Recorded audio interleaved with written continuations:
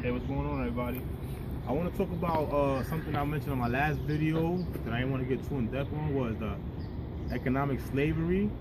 A lot of people might not be familiar with that term, but economic slavery pretty much means that we're basically in the same situation we was in before. The only thing is now they control us through finance. A slave that was a slave in down south in the 1800s, for example, the slave owner still had to shelter them. He had to give them food. He had to pay for their health care. If anything happened to the slave, he had to take care of that slave out his pocket. They wasn't getting paid though, right? But they were still getting compensated somehow.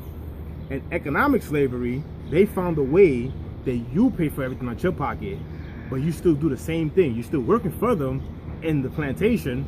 The only thing is that there's no gate, there's no field. They're not gonna whip you, but you're still in slavery in the sense that you're only gonna get just enough to cover those basic needs that were given the slave, but they had to cover it, which was the health care, your food, your shelter, your transportation, just enough for you to enjoy yourself maybe once out the weekend, because you know you're not getting paid enough to go enjoy your whole weekend, because we just don't get that much money nowadays.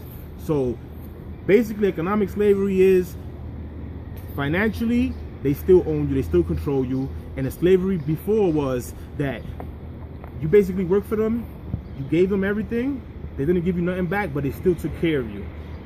It seems like the same thing to me. It was a trade-off. The only thing is they don't whip us. As for the economic slavery, just like the old slavery, we have to abolish it. We have to get away from it. We have to get away from it as quick as possible. And the only way we're going to do that is by getting rid of the Federal Reserve, paying attention to where our money goes to, paying attention to who we put in office and these politicians that are telling us one thing that we know they're lying just to get in a position of power. Everybody that's in a position of power, they're just worrying about upgrading and benefit themselves. They're not worrying about humanity. They're worrying about getting all of us in a better position. They need to get out of their position of power or their position of office or whatever position they're in. And us as the citizens of the United States, we need to fight back to get back our country, because it is our country, and we don't want to be in economic slavery. We don't want to be in slavery. We don't want to be in no type of going backwards into any type of regression, because our society is trying to move on and we're trying to progress. So with that being said, I'm only mentioning these videos to people so they could be enlightened in the sense that they could know what's going on around them. So when they're feeling in their head that something's not right, because that's how I used to feel, something's just not right in life, and I need to find out why.